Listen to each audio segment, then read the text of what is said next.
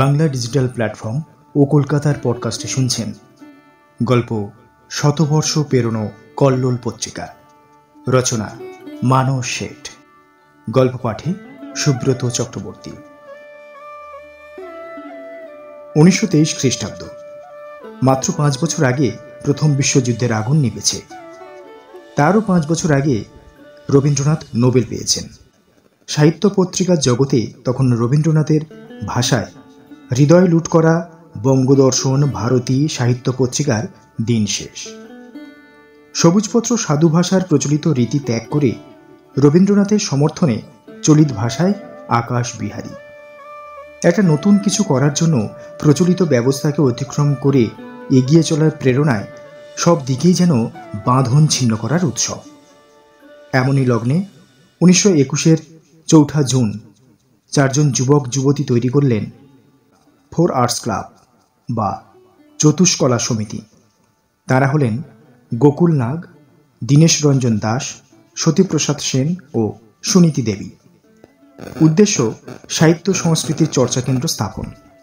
প্রত্যেকের একটি করে গল্প নিয়ে ঝড়ের দোলা নামে একটি গল্পের বইও বেরিয়েছিল। এই চতুষ্কলা সমিতিই ছিল কল্লোল পত্রিকার কল্পারম্ভ। 1330 বঙ্গাব্দের বৈশাখে যার জন্মলাভ, 1336-এর পৌষ মাসে তার আয়ু নিঃশেষিত। মাত্র 6 বছর 9 মাসের পরমায়ু নিয়ে কর্ণের রথচক্রের মতো বাংলা সাহিত্যের ভূমিতে গভীরভাবে রেখাপাত করেছিল এই পত্রিকা। সাহিত্যের ইতিহাসে মুখরিত রথচক্রে এই স্বল্পায়ু পত্রিকা কল্লোলের কলধ্বনি নিতান্ত অশ্রুত নয়। 1329 বঙ্গাব্দের চৈত্র সংক্রান্তির দিন গোকুলনাগ লিখছেন, আমার ব্যাগে 1.5 টাকা আর দীনেশের ব্যাগে 2 টাকা। ঠিক করলুম কল্লোল বের করব। সেই টাকায় কাগজ কিনে হ্যান্ডবিল ছাপালাম। চৈত্র সংক্রান্তির দিন রাস্তায় বেজায় ভিড়। জেলেপাড়ায় সং দেখতে বেরিয়েছে। সেই ভিড়ের মধ্যে দুজনে আমরা হ্যান্ডবিল বিলোতে লাগলাম। বঙ্কিমচন্দ্র, সুরেশচন্দ্র সমাজপতি, রবীন্দ্রনাথ ঠাকুর বা প্রমথ চৌধুরী সম্পাদিত পত্রিকাগুলির সঙ্গে কল্লোল পত্রিকার পার্থক্য অতীব স্পষ্ট। এরা সকলেই দিকপাল সাহিত্যিক এবং সাহিত্য সমালোচক। তুলনায় কল্লোলের গোকুলনাগ এবং দীনেশ রঞ্জন বাংলা সাহিত্যে তখন সম্পূর্ণ অপরিচিত। তবু এক অপরিমেয় প্রাণ শক্তিতে পত্রিকা প্রকাশে এদের উদ্যোগ গ্রহণ।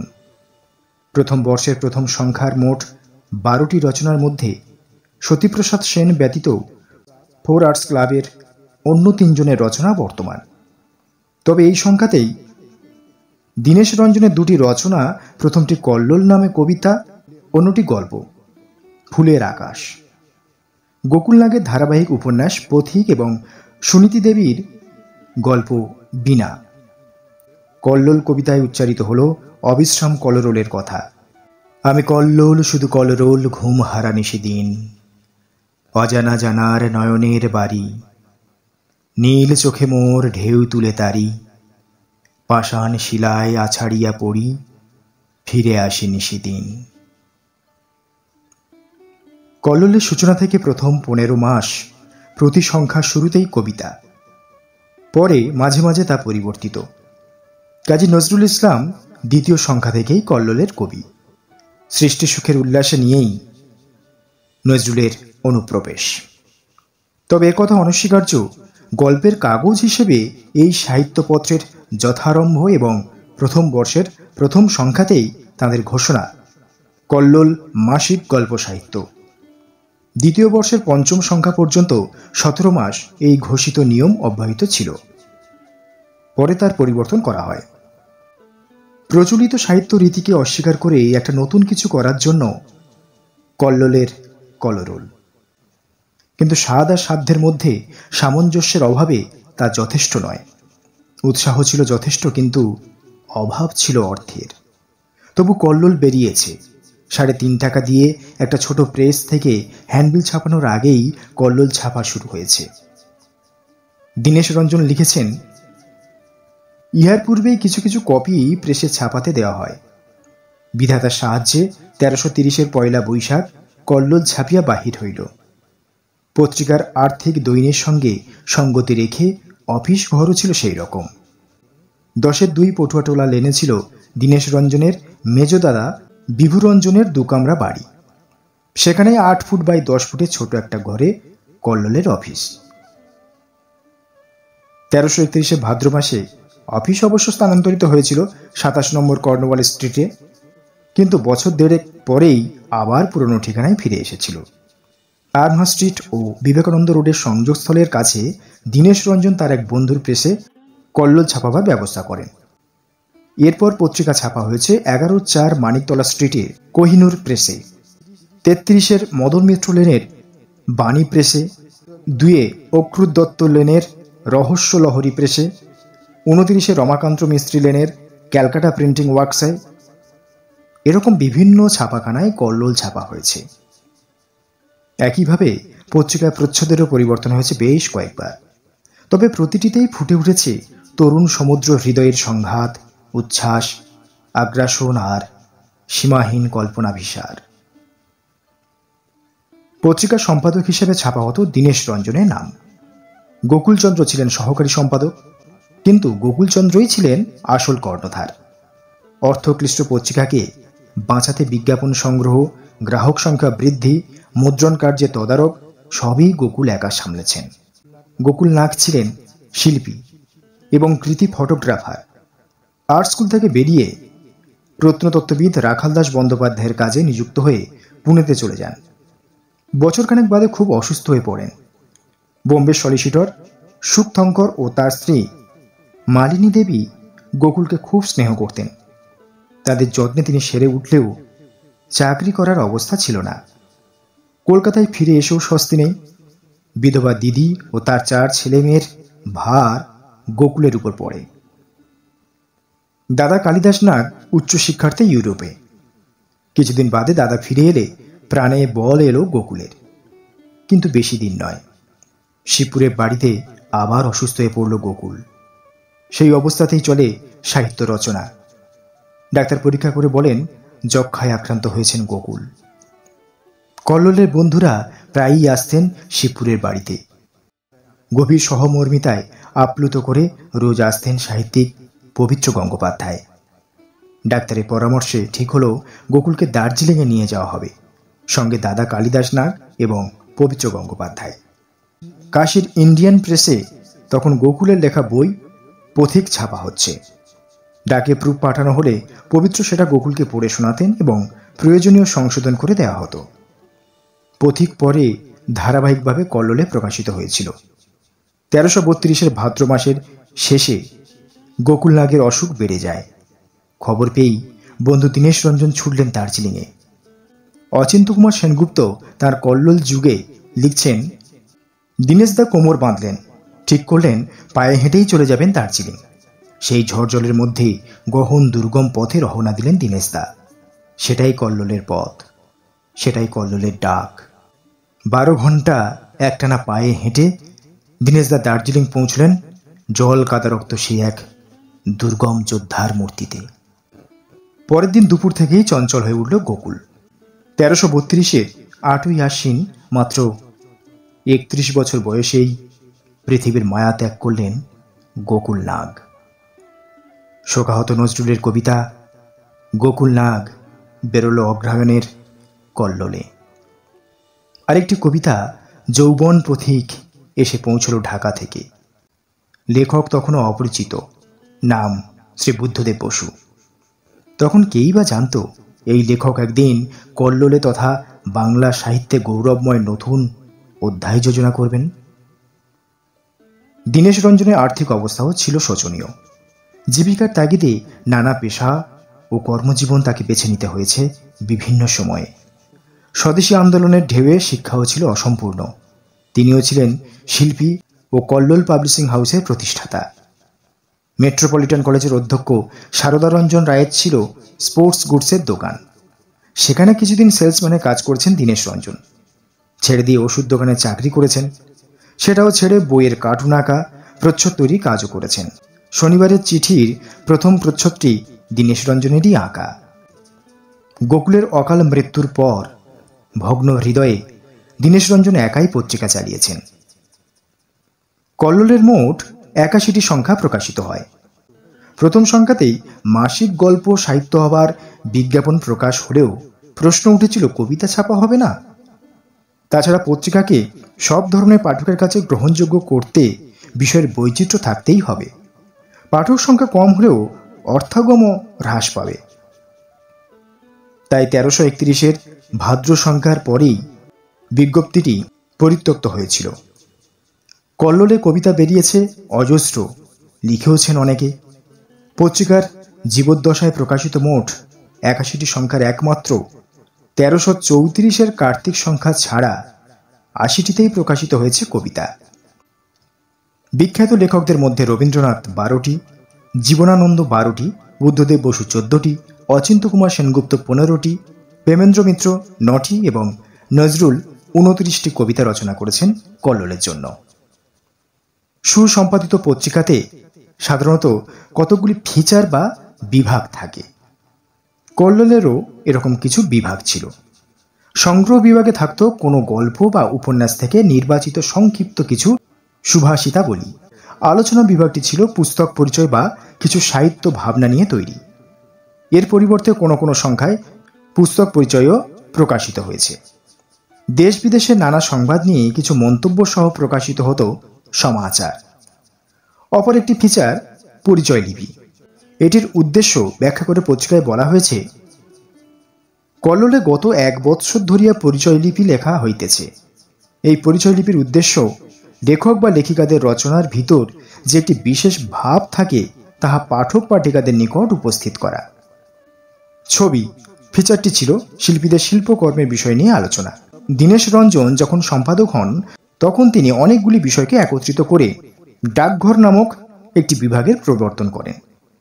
এতে পুস্তক পরিচয়, দেশ বিদেশের কথা, সাহিত্য বিষয়ক আলোচনা ইত্যাদি বিষয় অন্তর্ভুক্ত ছিল।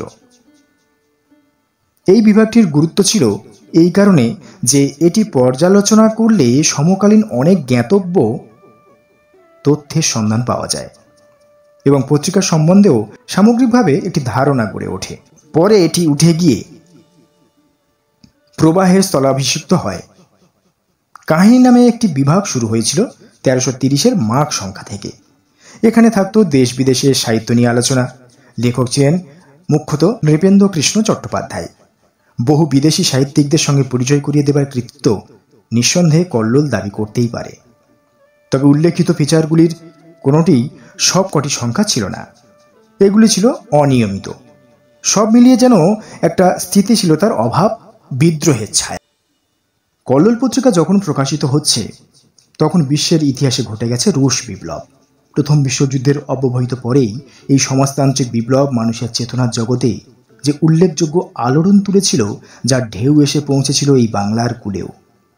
সমাজ ব্যবস্থা পরিবর্তনের একটা হাতিয়ার হিসেবে অনেকেই এটা বেছে নিয়েছিলেন। 1919 সালে বিপিনচন্দ্র পাল তার বক্তৃতায় তুলে ধরলেন বলশেবিক আন্দোলনের তাৎপর্য। পরের বছরের অক্টোবর মাসে প্রতিষ্ঠিত হয় ভারতের কমিউনিস্ট পার্টি। চরম অর্থনৈতিক অব্যবস্থা ও সামাজিক অস্থিরতার পরিমণ্ডলে একটা দিশা খুঁজে পেতে অনেক শিক্ষিত ব্যক্তিও এর অনুবর্তী হলেন। এদের অনেকেই ছিলেন তরুণ ও কর্মহীন যুবক।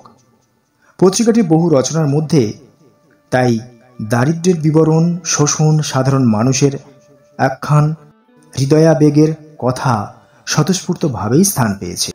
এই উন্মাদনার প্রকাশ এতটাই তীব্র হয়ে পড়েছিল যে এই সময়কে একটি সন্ধিক্ষণ বা যুগের সঙ্গে তুলনা করেছেন অচিন্ত্য কুমার সেনগুপ্ত। এটাই কল্লোল যুগ বা কল্লোলের কাল। কিন্তু গোপাল হালদারের দৃষ্টিভঙ্গিতে এটা হুজুগ। সে যাই হোক, এই হুজুগ বা পরিবর্তনের বার্তা নিয়ে কল্লোলের আত্মপ্রকাশ। অন্যান্য অনেক মাসিক পত্রিকা থেকে কল্লোলের একটি বিশিষ্টতা এখানেই।